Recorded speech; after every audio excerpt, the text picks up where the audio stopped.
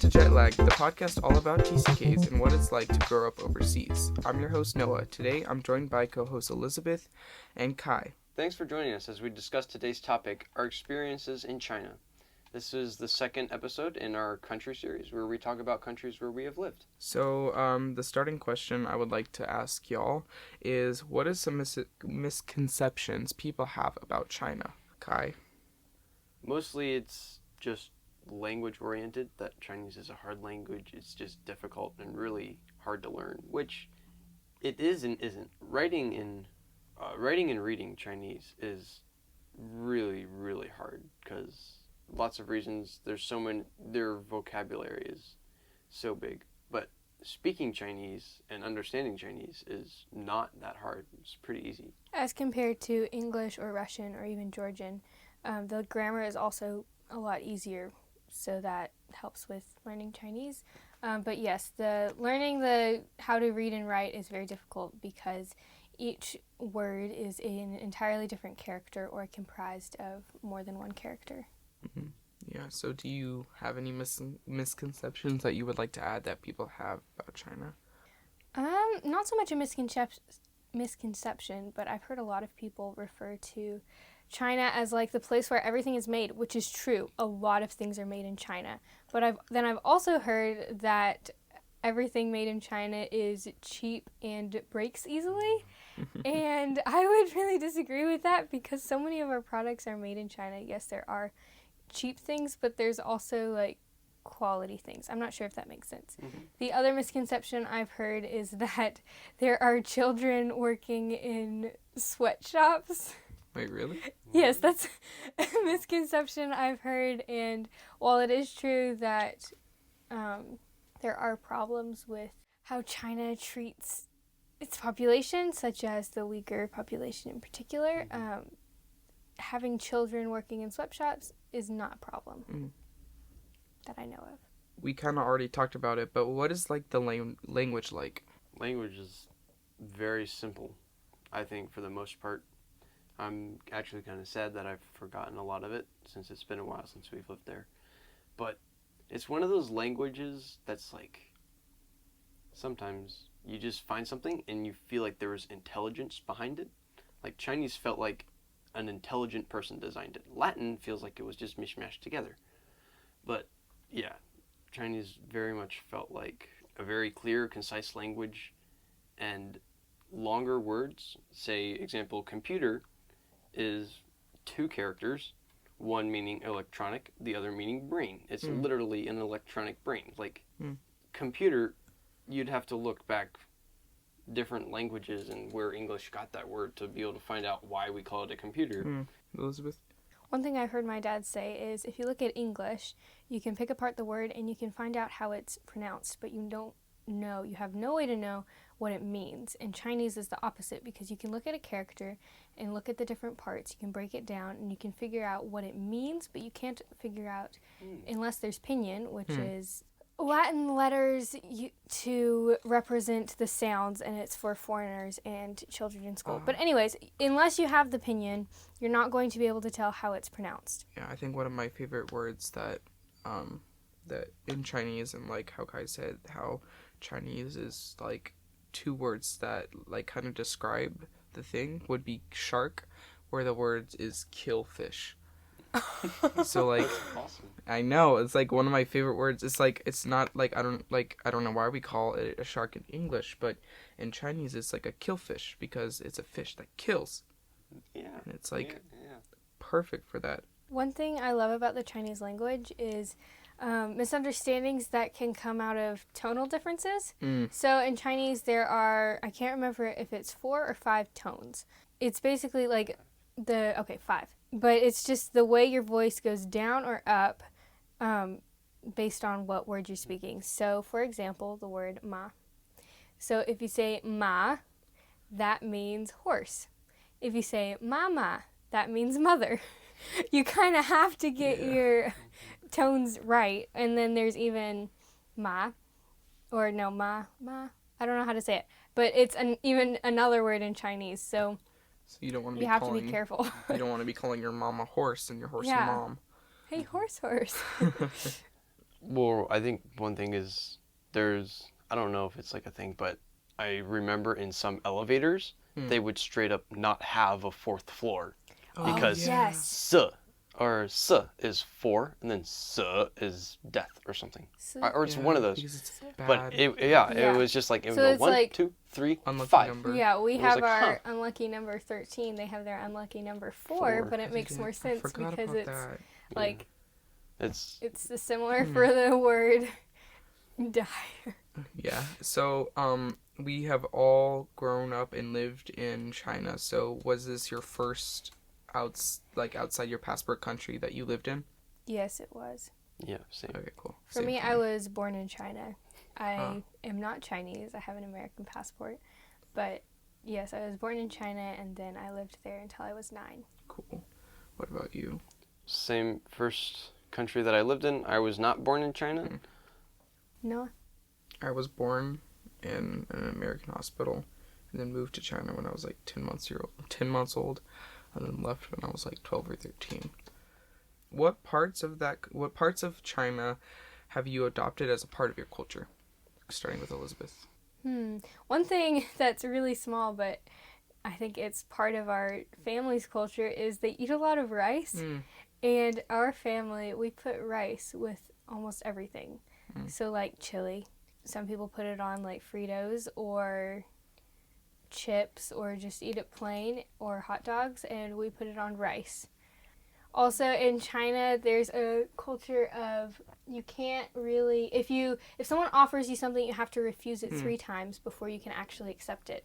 And if you're eating out with someone and they offer to pay the bill, you have to argue with them, and it's almost like you really, really want to pay the bill.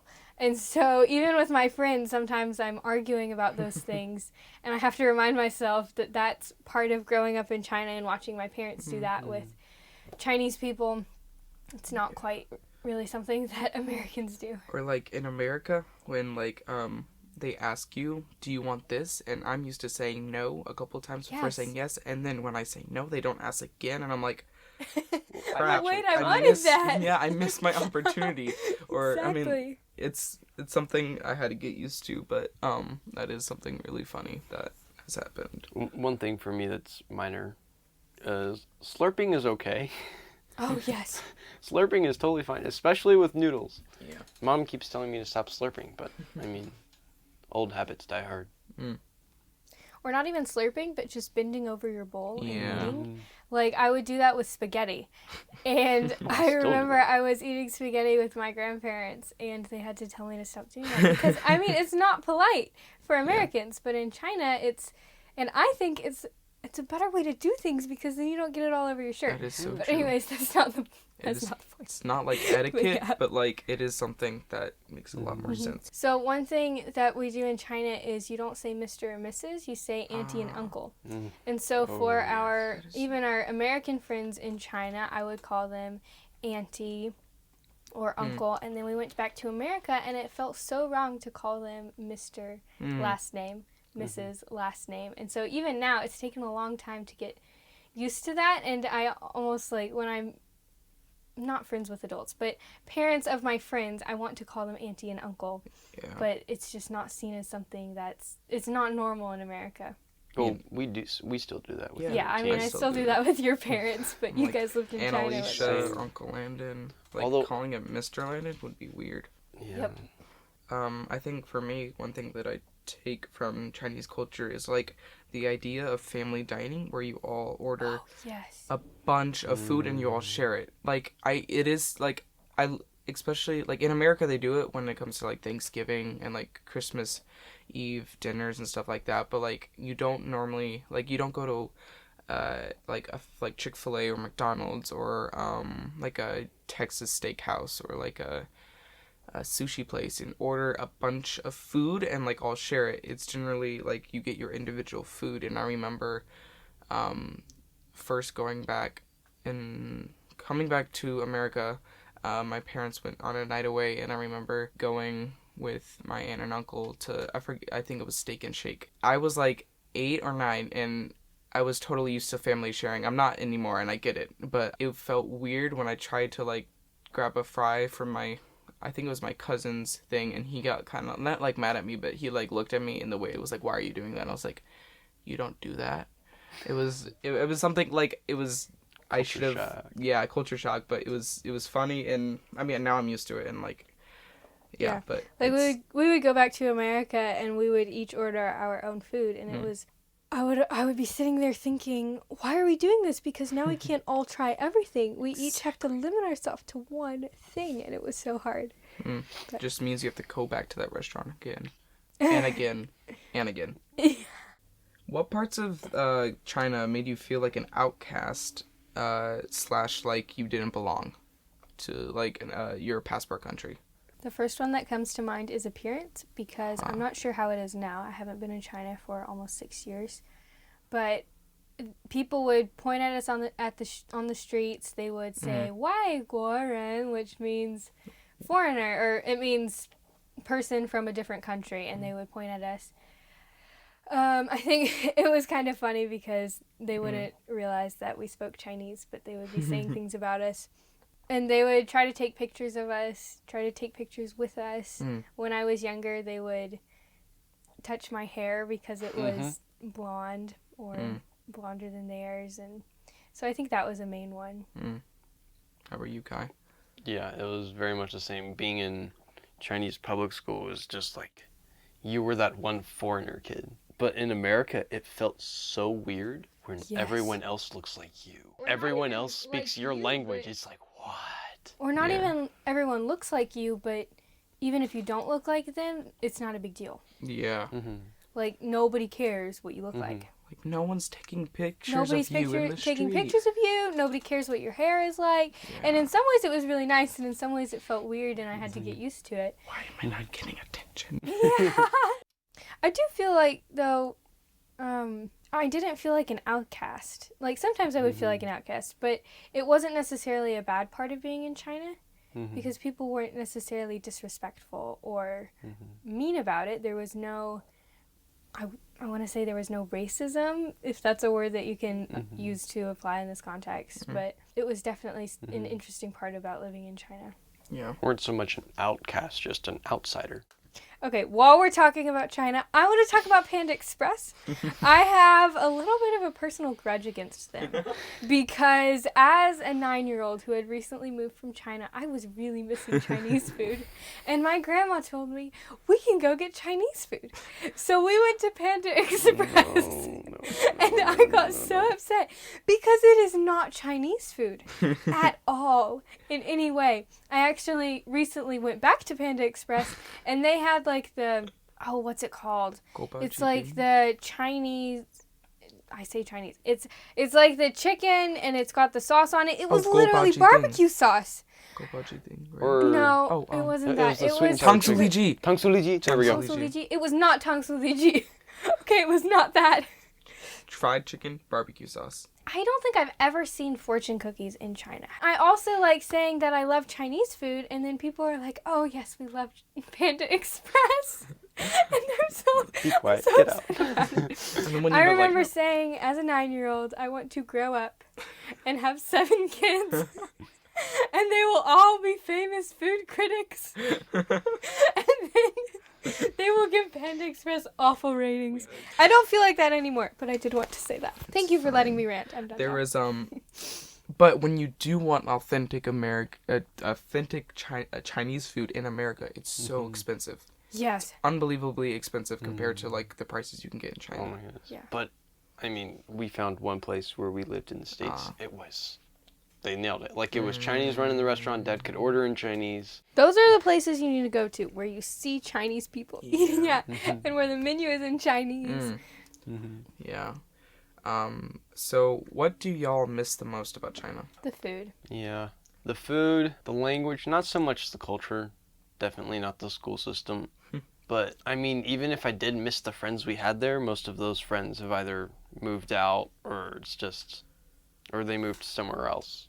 I would say I really do miss the food, but I also just I don't know why I miss this, but I think what I miss the most is going out of your complex and seeing old people dancing, doing like the little dances to the music, or I don't know, or like, yeah, just like seeing old people dance in the It's interesting streets. that Kai said that you don't like the culture, because I think that is a part that I really miss about it. And not even so much the culture, but just feeling like I belonged in that culture and that I understood it, because since I've left China, and I was 9, so I mean, I'm not sure that I knew the culture that well. But I do feel like since then I have not been in a culture that I understood as well. So I do miss that a lot. Or even just a place that I knew as well, because I lived there for so long. Maybe just most of what I remembered was like the bad culture parts about China, because there are some culture parts that are just like, There are. I miss the language so much. Chinese food, though, really is my comfort food. Like, some people have chili and some people have burgers, and pizza. Chicken soup's not too bad. I want Chinese food. Thanks for listening to this week's episode of Jetlag. Don't forget to send us any comments or questions you'd like us to discuss on the podcast at jetlagpodcats@gmail.com. Remember, that is jetlagpodcats. Podcats spelled like cats that like you get as a pet at gmail.com. We hope you will join us again soon. I would also like to give a special thank you to Kian, our producer and editor, as well as Mr. Kevin, as the person who gives us the equipment and allows us to use the equipment so that we can record these podcasts for you. We hope you will join us again soon.